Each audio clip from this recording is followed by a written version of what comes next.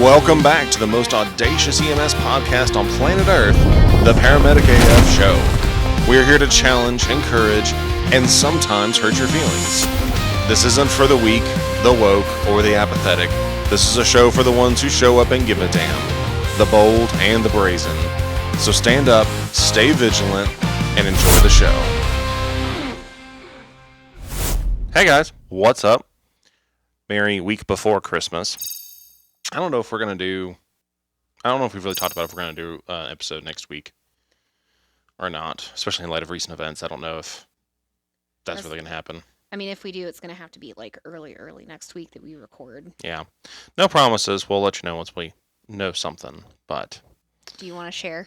Well, I have to have surgery, and we just got it scheduled today, and it's happening the day after Christmas. Yeah. Yay! So, that's fun. Nothing life-threatening or earth-shattering, just a little obnoxious. Yeah. So as long as Daniel survives and I don't catch an orange jumpsuit, we'll be fine. We'll be back. What she means is that she needs to not tell anesthesia how to do their fucking job. Listen. Your last surgery... We're also not dealing with a crackpot dentist who doesn't know how to hold an IV needle. Well, he was an oral surgeon. Well, same difference. He was a little strange. But, yeah. She about came up off the seat and throat punched him. Okay, for the record, Daniel has veins like the size of my thumb, and this dentist was holding the IV like he was throwing a dart. Mind you, it was a 22 gauge. Yeah, with a 22 and pierced all the way through Daniel's vein. He goes, "Oh, I think it ruptured." And I'm sitting there in the corner going... No, it was more of like, I'm going to murder you. I mean... That was pretty much her look. And then the nursing staff asked if I needed to leave. Well, they asked if you were okay. And you were just like, mm-hmm. Apparently I don't do well if somebody I love is having surgery. And yeah. Apparently even I try and paramedic when I had surgery. So. Yeah, she tried to ask, she was asking the anesthesiologist about the meds that she was going to get, and she was, I forget what it was you said, like you were telling him that you metabolize meds very, very quickly. Well, I asked her why sucks over Vec or Rock, and the doc looked at me and goes, "You're in the healthcare field, aren't you?" And I was like, "Yes, I am." She goes, "Please don't do that." She goes, "We're going to get you some Versed, okay?" Yeah, that was great. They gave her some Versed, and she's like, "Woo, yay, I'm having surgery." Oh, and then I got ketamine after surgery and was bossing around the nurse too. Not really bossing, but like... Well, she was in quite a bit of pain, so they were doping her up, and her sats kept kind of going up and down. Well, I think that was probably just you were in so much pain that you were panicking. Mm-hmm. So the nurse comes over to put oxygen on her and is telling her, like, "Hey, I'm put you on a little bit of oxygen," and she just goes, Does it have end tidal?" So, between getting Dilaudid and fentanyl, she was still not doing great. Ketamine. Oh, they did give me fentanyl? Well, no, I'm getting to that. Oh, okay. Yeah, you got the full cocktail. And then finally got to the point where I was like, "Hey, boss," because your pressure was really soft, too. It's always low. Yeah, but it was soft. Oh. So, I was like, "Hey, why don't we try some ketamine?"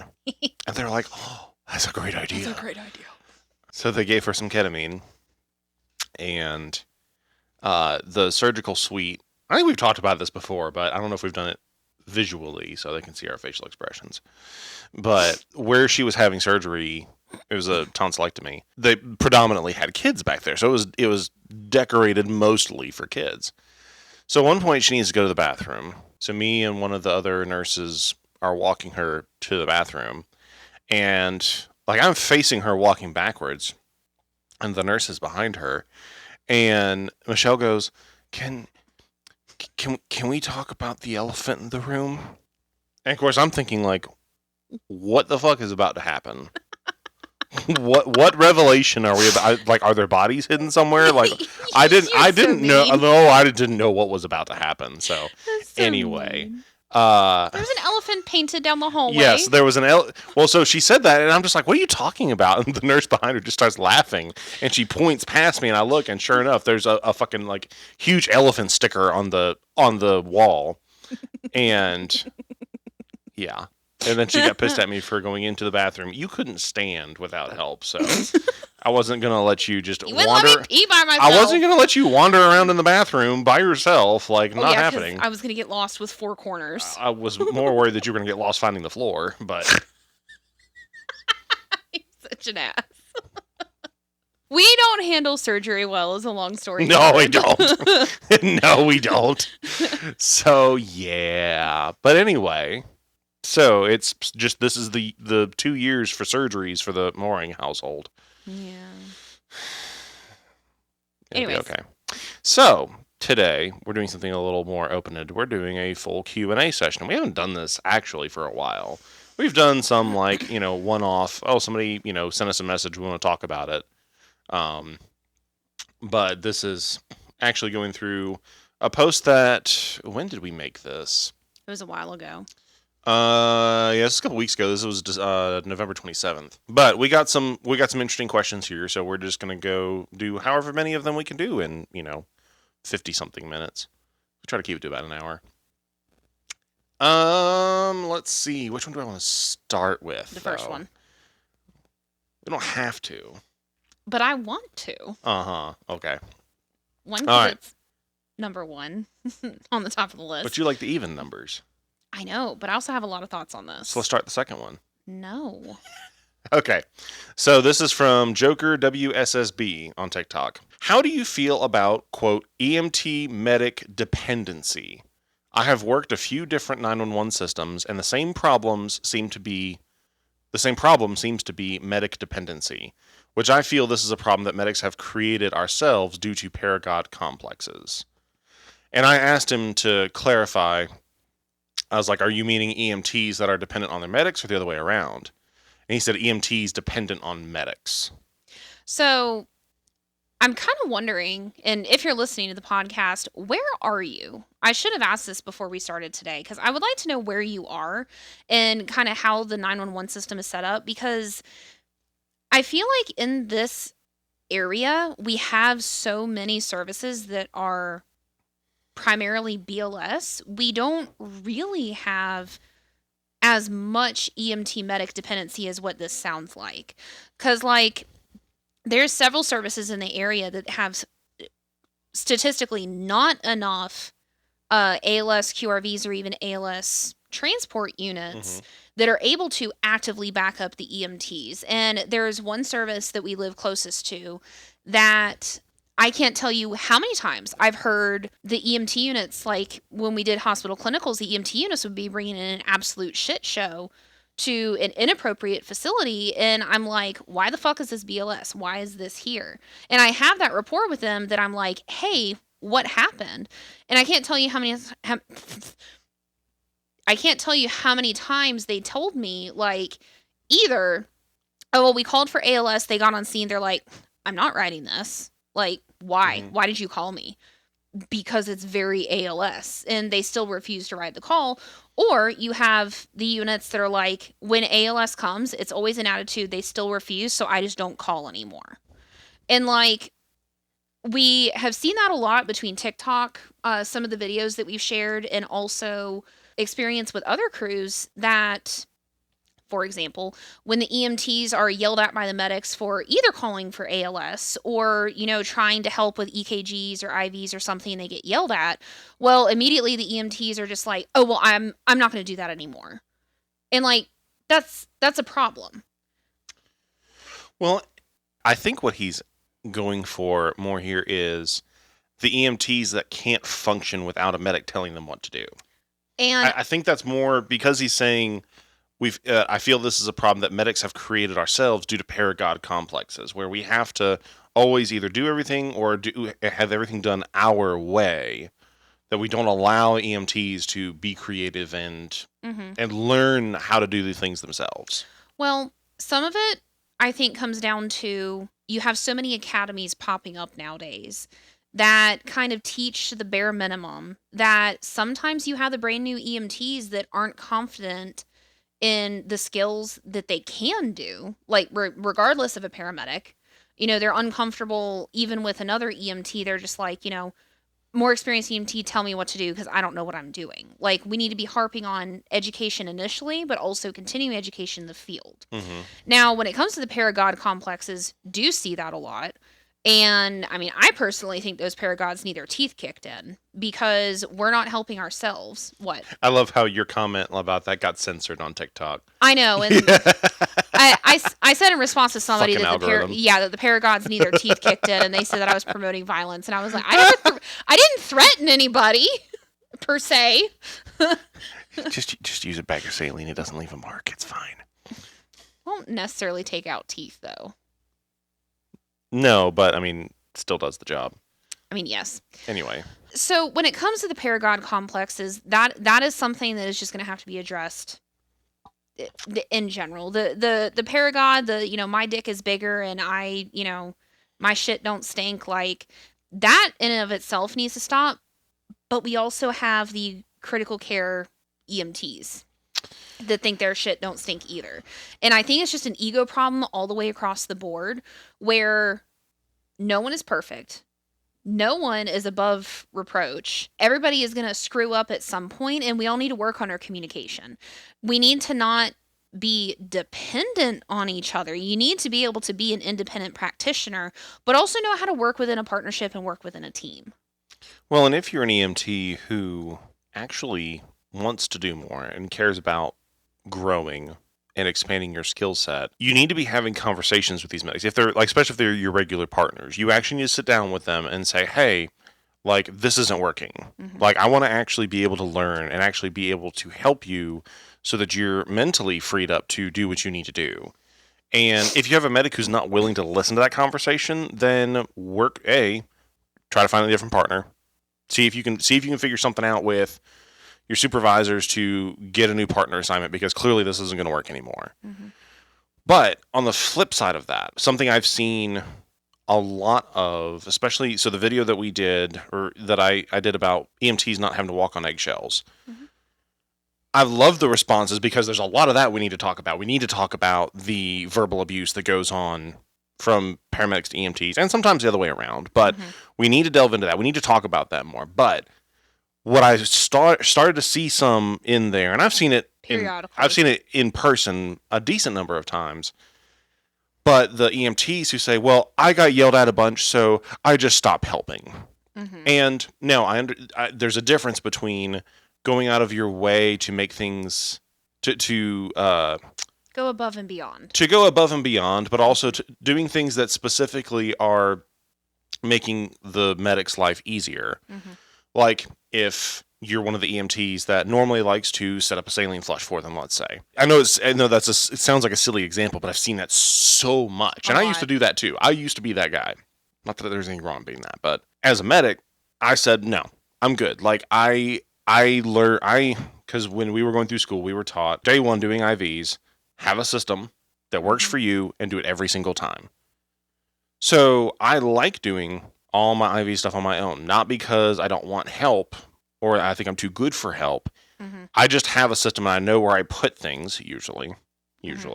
It's a systematic approach. Right. Plus, there's other things you can be doing, especially the more critical the call is, the more other things I need for you to do. Mm-hmm.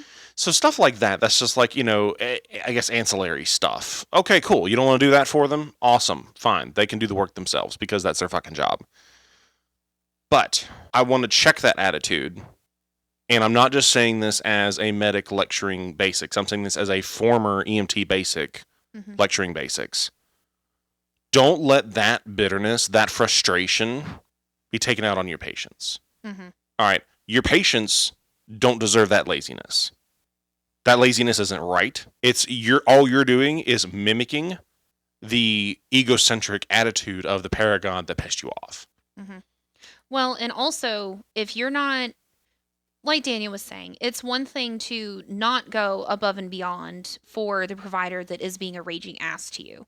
But if you're literally doing less than what you can as an EMT, you might as well let your cert expire and go be a driver. Yeah. Or go do something else. Like, if you're not even going to behave within what you should be doing as an EMT, get the fuck off the truck. Yeah. But again, we're not talking shit, down to EMTs. We as everybody, started as EMT basics. And as paramedics, we're going to tell the paragods to get the fuck over yourself.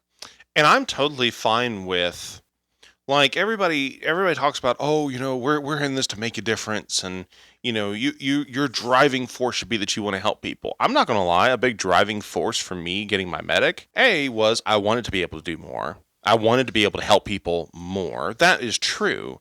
But I also had I would say a bit of a chip on my shoulder, because for every medic that was inspirational, mentoring, what, fill in the blank, however you want to word it, to me, there were others that were a negative example.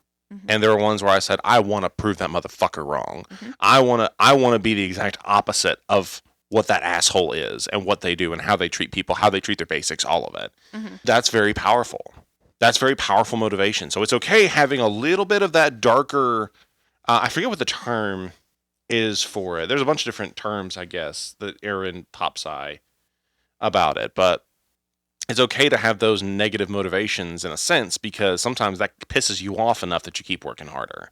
Mm-hmm. So when those medics, when those paragods are pissing you off, I understand it hurts and it stings and it's easy to take it personally. Been there, done that, got the t-shirt. But don't forget about your patients. Take care of your patients. Go above and beyond for them, because that is what they deserve. Well, and honestly, I would also argue do it for yourself. Like, if that medic is making whatever the issue personal, prove them the fuck wrong. Like, prove them wrong. I think I've shared on here before at least once.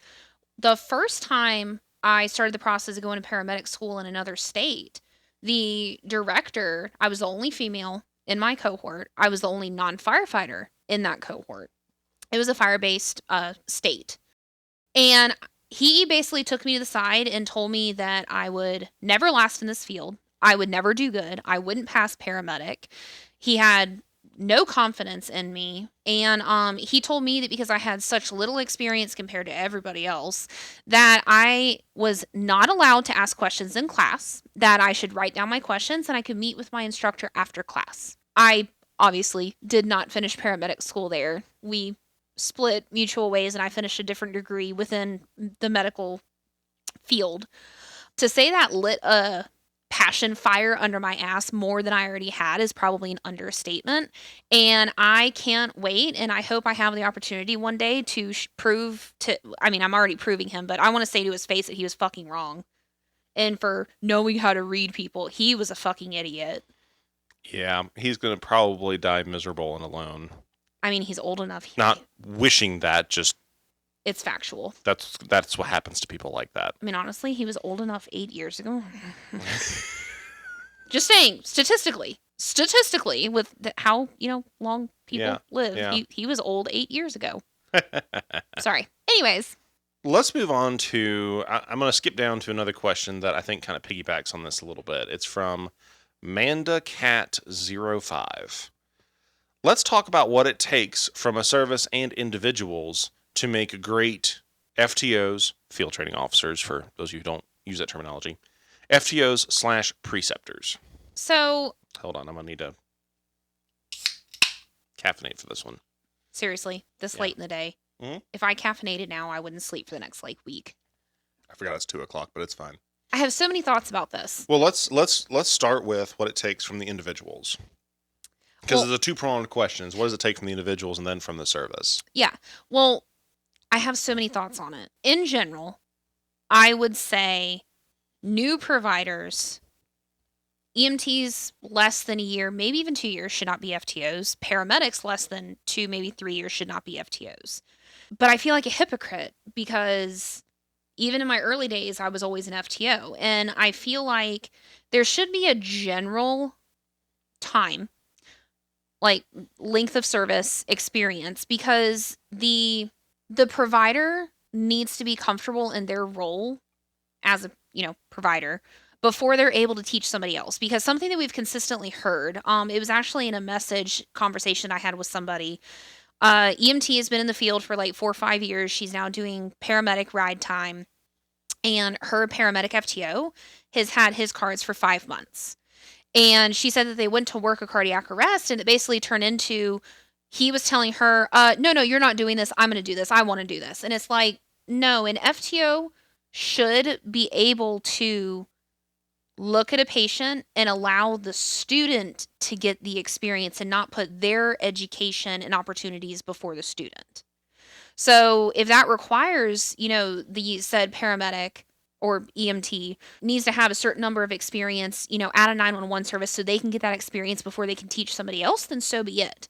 You're going to have the exceptions to the rules where somebody with, fewer years of experience has, whether they're a black cloud or whatever opportunity, the FTO and preceptor needs to be able to be patient, to give the student a safe, controlled opportunity to do the skills necessary. I think with an individual, I think there's really two pieces of it. A, they do have to have some experience. And that's quality experience, not just quantity. Agreed. I used to be actually very opposed to having EMTs be FTOs, at least in the 911 setting.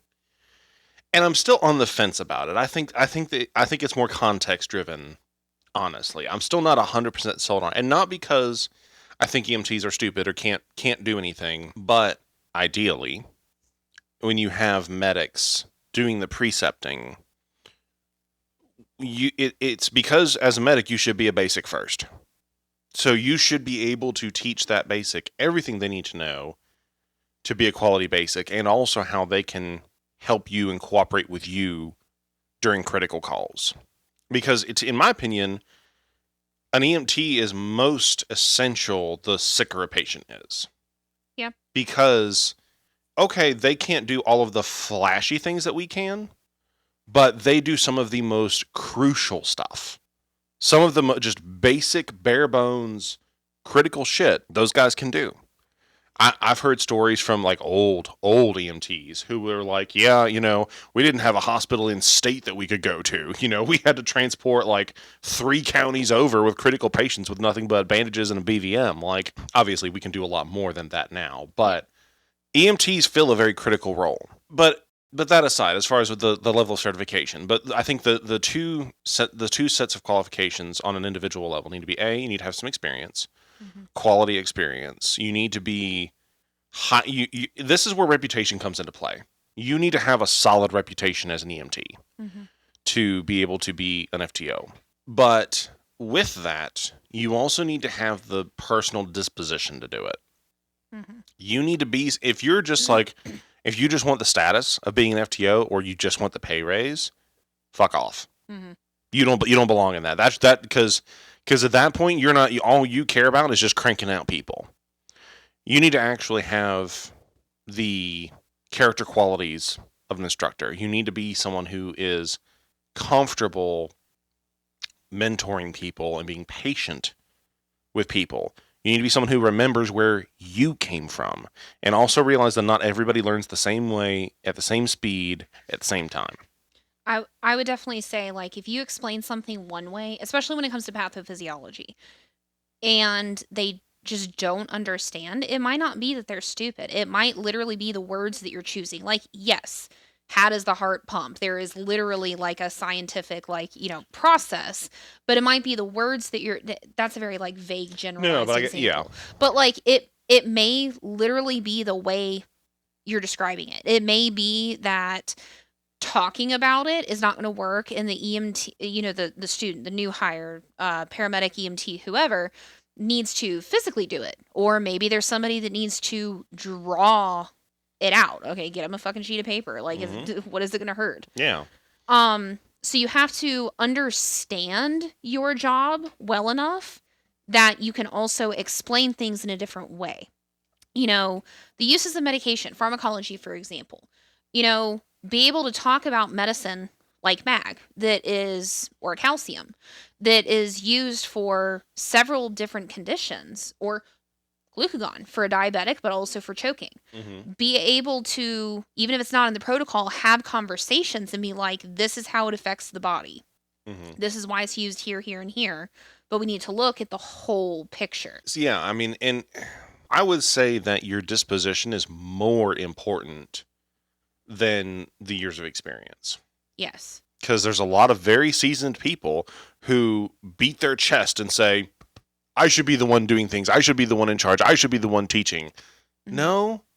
No, like you're still struggling to be a quality provider. Mm-hmm. You don't need to be teaching people stuff. You don't need to, and also, I understand we're all jaded. We're all burned the fuck out. And we're going to communicate that to people. It's going to happen. Like it's almost like a currency. It's almost like a social currency. Like how burned out are you and how comfortable are you talking about it and communicating it? So I get that. But you need to be somebody who is actually who wants to see that new person succeed. All these people who are like, oh, it's my job to make them cry. No, the fuck it's not. Mm-hmm. It's not your job to make them tough. No, the fuck, who died and made you king? No. They have to deal with that shit on their own. You're not their fucking therapist. You're their FTO. Teach them how to do their job. Help them. Facilitate them learning. But don't shove them into the dirt and act like you're doing them a fucking favor. There was an adjunct that I used to work with that literally he would walk in first day of class and tell the students, hi, my name is blah, blah, blah. I'm an asshole. And if that offends you, you need to get thicker skin. And there's nothing that you can do to impress me. It's like, wow. That's an insecure motherfucker. Aside from the fact that I know who it is. But anyway. Well, but how shitty is that? Well, there's nothing there's nothing you can do to impress me. First of all, no one's here to impress. Like, why are we impressing you of all people? Why does your opinion matter? Well, and if you're going to act like a paragod, you have to be able to deliver, and that includes good patient care, good reputation, not looking like a homeless slob. Sorry, was that mean? Point being, yeah. a lot, and we've said this several times, a lot of years of experience does not always make you a quality provider or educator, especially if you're not keeping up with evidence-based medicine. It doesn't. And sometimes it takes explaining things in a different way and being patient. And honestly, I would argue that making jokes or, sharing stories or getting them to laugh, giving them something memorable when talking about medicine is going to make the information stick more than being a raging ass. Like, sorry. No. You're good. You were the one talking. Well, I was going to say, I can't tell you how many times a student will be like, oh, I don't understand this. And I'll tell them, like, one of the calls that I've run. But, like, it's not necessarily the call that you've run that sticks with them. It's your inflection. It's how you describe things. It's the visual that the student can get and how they associate the information. Well, and also, whether it's with a student or with a new hire, they're going to be nervous as fuck. They're going to be uncomfortable. They're going to be self-conscious. They're going to be overthinking things. Mm-hmm. So your first job should be to push through that, to not relax them in a lackadaisical way, but like let them feel genuine and authentic around you. Let them relax enough so that you talk them off of the edge of that nervousness, that FNG syndrome, and put them in a mental space where they're willing to receive what you have to offer. Define that so people that don't know what it is. Define what? FNG. Oh, fucking new guy. We get it as medics. Medics deal with it too, and that's why so many medics, when they're at a new place, they're like, well, what, at this place that I used to work, this is what we did. That's a compensation for being nervous about being in a new place and being unfamiliar with new protocols, new procedures, policies, all of that. If anything, I would argue if you have experience, you should ask more questions for clarification. But and you know the questions you need to ask right then, and you know the questions that you don't need to ask right then. Mm-hmm. On a call, off a call. Yeah, but as an individual, you should be making yourself approachable and teachable, because you may learn something from the FNG. I acknowledge that I smile probably more than I should because I know I have resting bitch face. So like when I see somebody and I make eye contact, I like consciously try and make myself smile to make not awkwardly, but just kind of like, hey. Or you do a little like that. That's anyway. How you know I want something. But anyways. But not in a dirty way. Oh, I know. Okay. Just stop talking. But that's in individuals. Now, Something that I consistently hear, especially from students, when being assigned to preceptors, and this is, I've heard this happen at a few different services where, like, they'll just sign up for like a time slot and then they'll show up and then they'll be told what truck they're on. And like, I understand that in certain areas and certain times of year, there's more influx of students than others. But not everybody is appropriate to be a preceptor for fucking students. Mm-mm. And if that provider has been with a service, let's be nice and say 6 months. Usually you can tell the asshats are the ones that are bad at their job within a few weeks, maybe a couple months. But let's just say 6 months. You are able to tell if they are going to be an appropriate preceptor or not very quickly. And that is where reputation speaks for itself. If that person, their partner is miserable with them, or you're constantly having to talk to them about their affect or their charts or the way they conduct themselves, you can like a person as a person, but they could still suck as a provider. And what ideally, preceptors are going to be great providers and great people, but you can't put somebody like a student or a new hire with somebody just because you like them personally if they suck at being a provider and doing the job, appropriate due diligence and treating patients well. You can have the salty people that teach well, but you don't want that tension. So, I mean, honestly, it is kind of a personality contest, I guess you could say. You need to pick and choose who the preceptors are. Supervisors, logistics, whoever does the assigning. Not everybody is an appropriate preceptor, and that ultimately falls on the higher ups. Like, don't just put people because there's an open slot on a truck. Like, how about you don't schedule as many students on the same fucking day? Yeah, and it's important to not set your people up for failure, not just the new people, but also the FTOs and preceptors, Mm-hmm. because, well, if they're doing their job well, you need to support them. Mm-hmm. You need to back them up. So when they tell you, "Hey, this person, this is not good," like they don't, this is not going to work out well. And yet you're like, "Oh, no, it's fine. Don't worry about it." Usually, guess what? Later on down the road, you find out that you should have listened to that person. But you also have people that make folks FTOs and preceptors that shouldn't be, Mm-hmm. either because of inexperience or they're just an awful person. And all you're going to do is solidify their ego Mm-hmm. and going to perpetuate the stuff that they're doing wrong. Mm-hmm. So that falls on the leadership of that agency to correct that problem. Mm-hmm. Now, something we've talked about recently is when you have agencies that are promoting a bunch of people that are all newly certified. Mm-hmm. And I say newly certified is within the first year, maybe 2 years. When you're promoting to like upper level supervision, straight years of service is not enough of an indicator of the quality of somebody. But there comes a point where it's not even about whether or not they're a quality person.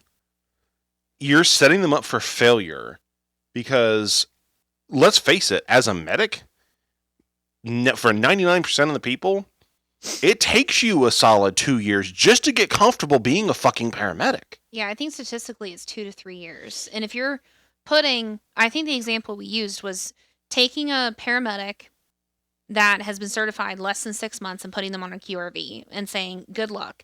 And literally, this one example, the reason we heard is, oh, well, they're gung ho about doing the job.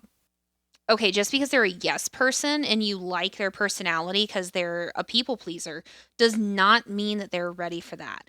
And from what we've heard, this paramedic that was prematurely promoted is literally calling for other ALS backup, other QRVs for help on like your most basic like respiratory calls. And I'm not talking Yeah. about like the respiratory, like the flash pulmonary edema requiring RSI, similar like what Yeah. you ran yesterday. We're talking about like we're gonna give all the meds and maybe or maybe not do CPAP. Like it's just your very like general Your basic breathers. Yes, or your chest pain that maybe it's a new onset left bundle, so like you're not sure if it's a STEMI or not. Yeah. Or even if it is a STEMI, you can have stable STEMIs. Like if you're a new provider who's been promoted to a QRV who can't handle a STEMI on your own, you're not fucking ready. It doesn't matter if people like you as a person, that doesn't mean you're ready as a provider because you just haven't done it enough.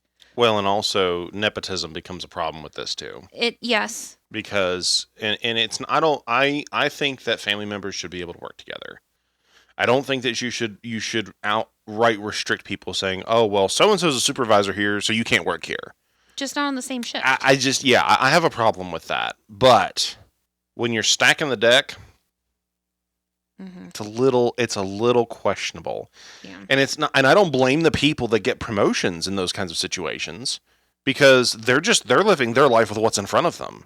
And at the same time, though, those people need to be able to look at themselves and decline the promotion knowing that they are not fucking ready. I mean, I think this was in my first 6 months being a medic. I was working full time at a 911 service, and then I had a part-time job at a private service. And it was a husband and wife run operation, and the wife had reached out to me. She was the COO, I think, technically of the organization, and basically said, "Hey, we're looking for supervisor people. We would like you. How much would you like to get paid?" That was literally what she said was, "You write your own check. Tell us what you want to get paid." Was I flattered? Yes, but I told her, I said, "Look, I am not in a position where this would be good for me in my career. I'm a new medic. I still have a lot to learn, a lot to experience, a lot of things to do." At the time, that agency wasn't doing a lot of 911 stuff. It wasn't until more recent years that was even a thing. And so I was like, it wouldn't, I can't remember the exact way I worded it, but I basically was like, I would be doing a disservice to myself by depriving myself of a lot of those experiences, but I also wouldn't be doing you any good because I don't have the experience that a lot of other people do who have been in this a lot longer. And I'm not saying that to put myself up on a pedestal. That was my decision with that. But I do understand the people who look at it as, hey, it's the opportunity for better schedule, better pay, increased responsibility. I'm here for it. I want to do it. So I don't blame them inherently for it. I think that management needs to have an honest look at themselves and on what they're doing, and an honest conversation to say, this is not smart. This is setting up these people who haven't had time to be mentored very long as medics, much less leaders. Well, and they don't have good, a lot of them don't have good role models to be leaders. Well, and I was going to say, it's interesting talking about FTOs and preceptors. We also need to do better with mentorship in general. So you have the continued support even after your FTO time. Like Daniel and I worked at a service where, my FTO, when I was a new hire, basically told me, hey, you're functioning great. You have great experience, great clinical discernment, excuse me. You're being released, you're going to be independent. I had an EMT partner for the most part, but he still, for the most part, remained my mentor. Like, if I just needed to bitch about something, if I wanted to talk to somebody besides Daniel, like, on shift, it was him. And he was able to remain mostly emotionally disconnected, give me feedback. If I needed to, quote unquote, phone a friend that didn't necessarily need like med control, like conversation, but just another like same level provider like feedback, he was somebody that would be like phone a friend outside of Daniel. There were plenty of times I would text Daniel and be like, what the fuck? But like if on shift I needed something, and if he was on a QRV and he was in my not Daniel, but my, I guess you say mentor, if he was on a QRV in my area and I wanted another set of hands, I would request him, if I knew he was close. So it's not very often that you get the good providers like that you could consider a mentor. So outside of FTO, we need better mentorship within this field. So we can, trying to think of a way to describe it, I was going to say make a family, have our own little web, but like have just the interconnectedness on shift that you support each other constantly, like continuously. So I think I want to go ahead and move on to another one because I want to spend some time on this one, and we've already been doing about 20 minutes per question, so I think this will be good to wrap it up.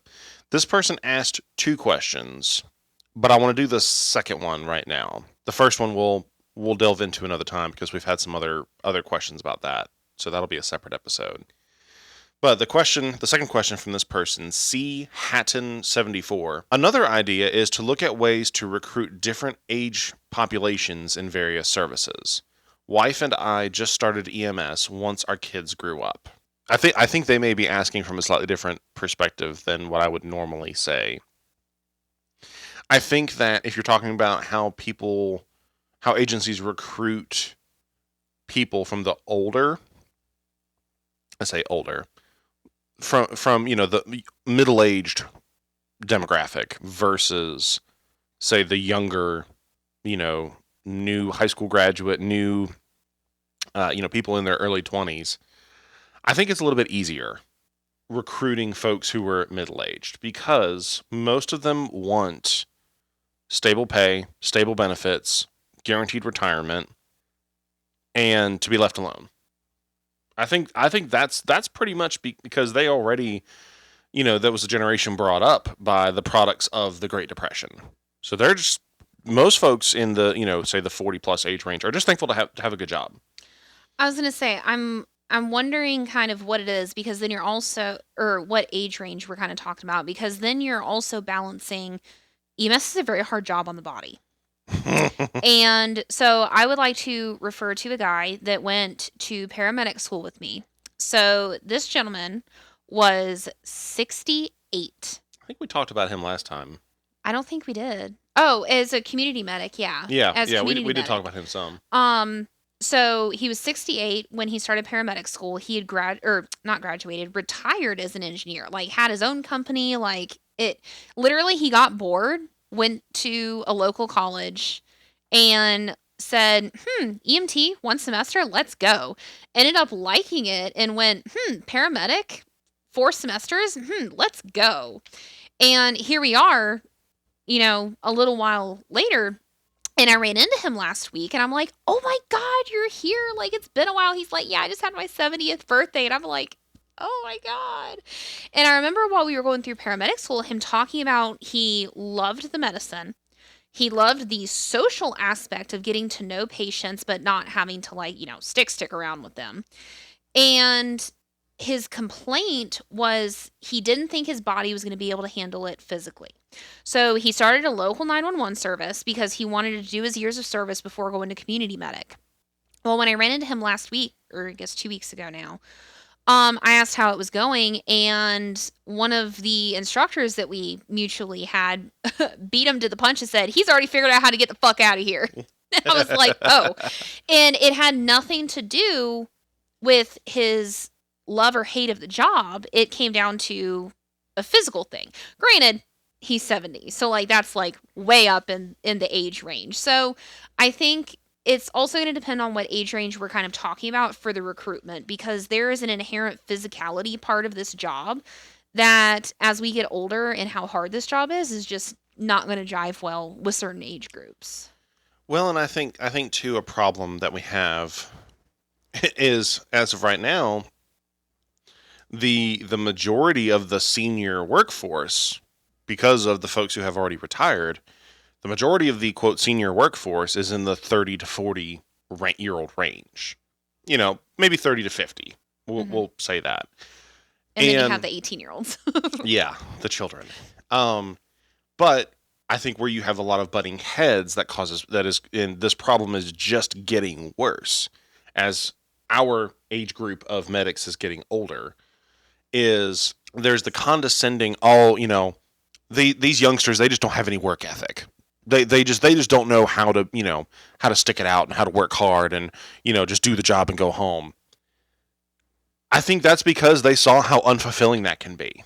Yeah. They grew up with parents who hated their fucking jobs, but still did it anyway, and never made any effort to go out of their way to make a better life for themselves. So there's lazy people in all generations. Hmm. Every single generation ever has always had this complaint about the generation after them. Every single fucking one. Yeah, there's never been an exception. Your parents said it about you guys too. Yes. So I think we need to break that bullshit. And instead of trying to preserve or go back to the good old days, we need to offer something new to the younger people. We need to offer them a new culture, a new environment, and a new future.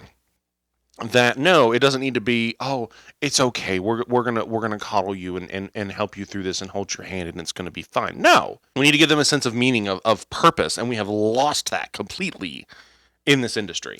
Well, I'll also say something that I often see is, the our age group and older will often look at the kids and be like, "Ugh, you're so immature. You're acting like you're in high school." But who are the fucking gossips? The gossips are usually the ones in the 30s and 40s that like talking shit. They will gossip so I mean EMS, I mean public service as a whole. Everybody is not I can't say everybody.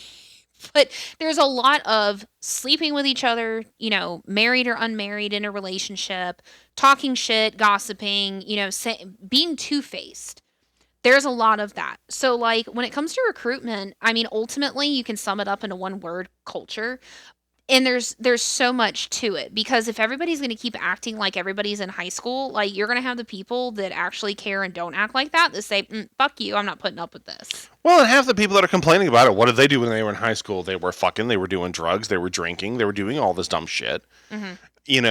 So it's like, you've forgotten where you've come from, just like these paragods that forget what it's like to be a fucking EMT. They forgot where they fucking came from. So they're being impatient with a younger generation whose flaws are incredibly similar to their own, and it's very two faced. It's not fair. It's not balanced. But well, go ahead. I was going to say, so I mean, I guess more so to talk about ways to recruit. I think recruitment, it's not even age specific. We need to work on culture to help with retention. Mm-hmm. To help bridge the gap amongst the, different generations cuz this job is not if you're keeping up with evidence-based medicine, this job is not generational dependent. You know what How do you mean? So, like, you're going to have some people that are like, oh, we backboard every single trauma, don't care what their complaint is. And then you have the new people that evidence based medicine, you can use the backboards to move patients, but statistically, you shouldn't leave, Yeah, you shouldn't leave them on you it. shouldn't leave most patients on the backboard. So this job, if you're keeping up with evidence based medicine, is not generationally dependent. It doesn't matter when you went to school and what you learned. If you're keeping up with medicine, the job is done the same way. Yeah. So by working on the culture, we need to work on retention. And if you work on retention and you have the different age populations and you have, ideally, we need to get better pay, but you have the steady pay, the steady benefits, all the rest of it. As long as somebody can physically do the job, I don't think recruitment would be as hard. Now, Mm-mm. when it comes to recruitment, I would argue that we need to work on retention and we need to recruit more young people to be raised within the thing, not keeping the older generation that eventually their body is going to age out. So, when it comes to recruiting, I would argue younger ages, we need to be meeting with the middle schoolers and high schoolers, getting in there, whether it's for law enforcement, EMS, or fire, getting in with middle school as they're starting to think about different career days and different pathways and talking about stepping stones, getting their ideas moving because in high school there are so many internships and volunteer opportunities and everything they could be doing. And then in high school, they can start to look at different pathways. Yeah. I think in what you're saying with culture, I think part of the way we do that is we need to overhaul our value system. We need to have some core values. I think we talk about that. Honestly, I think we just need to mass fire a bunch of people. Yeah. I know that'll never happen because we're short staffed, but like there really are some people that just, one, cannot be clinicians, two, do not have the fucking personality or anything to do this job. Like if you just Yeah. suck as a person and as a provider, why are we holding on to you besides the fact that you have a pulse? And hiring people because you have a pulse and a patch is not working. No. No. But I think you need to give people something to work for first of all. That I would say is the first step. The why. Yeah, they need to have some kind of why. Mm-hmm. And that why is going to vary as time goes on, so you need to adapt to it. So you need a why, you need standards, you need values, you need things to hold people consistent to, because that's what the younger generation wants. What they need is not just structure for structure's sake, but purposeful structure, purposeful, you know, this newer generation will do a lot of wild shit Mm-hmm. if there's a purpose to it. So give them a purpose. Just as far as structurally, that's part of how you, I guess, prepare for more people. How the first phase of recruitment is retention, Mm-hmm. but giving a plan for the future. But then you also need to communicate to that generation where they are. Mm-hmm. And what are most EMS agencies afraid of doing is a lot of in-depth and open PR on social media. They don't like Mm-hmm. people seeing their people, Mm-hmm. and that's a problem. If you allow people to actually genuinely authentically see you, have access to you in that way, you're going to get a lot more interest from people. Along with kind of what you're talking about, I would argue there needs to be some kind of promotional system that actually means something, Yeah, because especially the newer generation, they're not going to want to get into it and feel like it's a dead end job. And sure, paramedicine in certain areas there is a ceiling to what we can do, how much we can make, etc. And ultimately that is going to come down to the support of the federal government, unfortunately. Federal and state, but mostly federal. If you look at the way the nurses have, expedited pay and, pay scale, all the rest of it. But I think a really good document, and I know we have talked about it, but I want to bring it back up. A good document that we should be chasing after and using as part of our why is the EMS Agenda 2050, where it talks about continuing education, expanding our scope of practice, and allowing us to do more cool shit, being able to take care of patients. It's going to allow us to maybe not necessarily unionize, but justify to the federal government, who should be supporting us in general and, should be doing better. But allow us to demand more money, ultimately, better benefits. How many people got hazard pay during COVID? Sure as fuck didn't. And you know what? There are some nurses that were making like $100 an hour extra. I got a little bit, but it was only if you worked overtime. Yeah, literally, there were conditions. There were conditions on Yeah, it. and it was well, and not that I sneeze at this, it was like $5 an hour, but most nurses were were getting making like $100 an hour. yeah. So I think there's a lot that goes into this conversation, but I would argue that it's going to be the younger generation that we should be focusing on, even down to middle school. Not so much elementary, but like middle school. Sure, touch a truck is cool for elementary school, but like actual like recruitment tactics and getting information out there, possibly middle school, definitely high school, and working on retention, which is our biggest fucking problem. And I think when it comes to recruitment, we shouldn't just focus on getting as many people in as possible. Because when you do that, when you have the seats and butts and seats mentality, the pulse and a patch mentality, Mm-hmm. sure, it fixes your short-term problem of staffing trucks, but you have lower standards of patient care. Mm-hmm. You have more wrecks, problems, malpractice issues, whatever. But you Psychopaths. also, yeah, and you have more HR problems. Yes. You won't have any consistency to your culture. Mm-hmm. And no, we're not the military. But again, I have to come back to look at, say, Navy SEALs, Green Berets, the low-hanging fruit, if you will. They have an ethos about them, Mm-hmm. and they have very, very high barriers to entry. But guess what?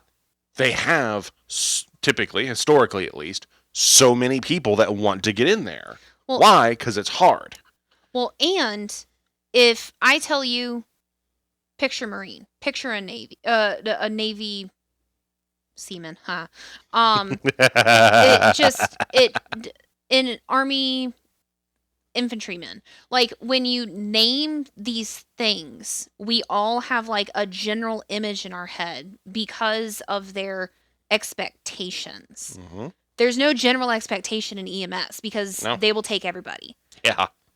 And I understand that we need more people, but allowing the psychopath that may or may not be able to take the class, or like the sexual harasser who has that reputation of being a sexual harasser, who is not getting charged and they just skip from, Mm-hmm. you know, They service become a to director somewhere else. yeah, is not helping us. No. It's not helping.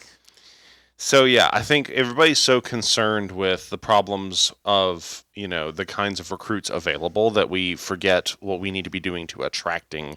It's like, okay, this is going to be a little controversial. So, but it's like when I hear, and this applies to both genders, but typically women tend to be more vocal, publicly vocal about it. Where the women who are like, oh well, there's no good men out there. All I get is scumbags. You know, that's all I ever run into. And then she's a raging bitch. Well, I mean, yes, but the question is, well, what are you bringing to the table? Mm-hmm. Who are you? And of course, you're always going to get the, I'm loyal, I'm this, I'm that. Well, clearly there's a disconnect because you're not attracting what you're looking for. Mm-hmm. So, and you attract more of what you are. So the point is, This does go for men. Daniel's not being and sexist. I already qualified. Yeah, I already qualified in goes that. for There's a men, lot too. of dumb men haters or women haters out there. Mm-hmm. I just, you know, again, speaking from my own experience, Yes. you know, over the years, I've seen that. Mm-hmm. And they tend to be the most vocal on social media and all the things. Dudes just rage to each other for the most part, or in private groups. Like, they don't rage publicly because that's not socially acceptable. It's totally socially acceptable for people to man hate. Totally socially accepted. I mean, it is. Well, I know. I had somebody on a group because I told her that she was wrong.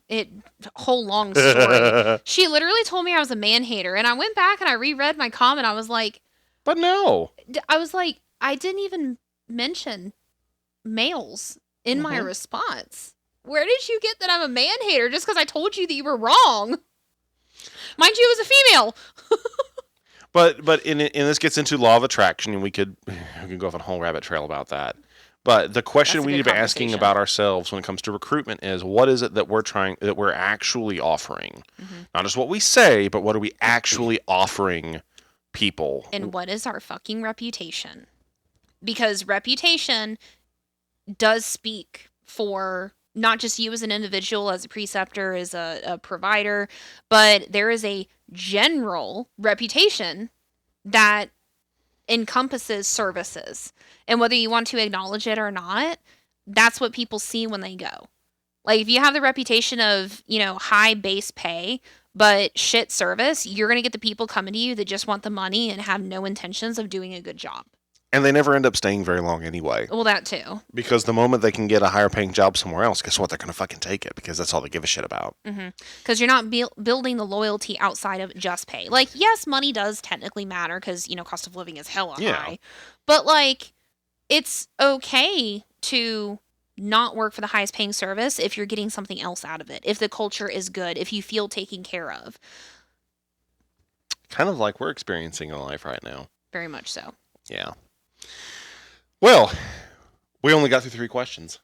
I know. we know how to talk. We'll come back to some of the. I mean, this was I'd say the more meaty questions. There's some private messages and stuff that we'll go dig into later. Anything else we want to throw on the fire before we say goodbye? I mean, I could throw gasoline on several different topics, but we don't have time for that. That's what TikTok's for. We can go. Well, and I think law of attraction, because we've mentioned it several times, but we haven't deep dived in how much of law of attraction have we seen personally just in the last 3 years. Yeah. I think that would be a good conversation. So if you don't know what it is, go look it up. Go do some Googling. If you learned something, awesome. Share it with your friends. We love it when we see people share and subscribe. If you were offended, good. Tell your friends about that as well. You probably needed to be. Tell your friends about that as well. And we will talk to you wonderful people next time. Bye-bye.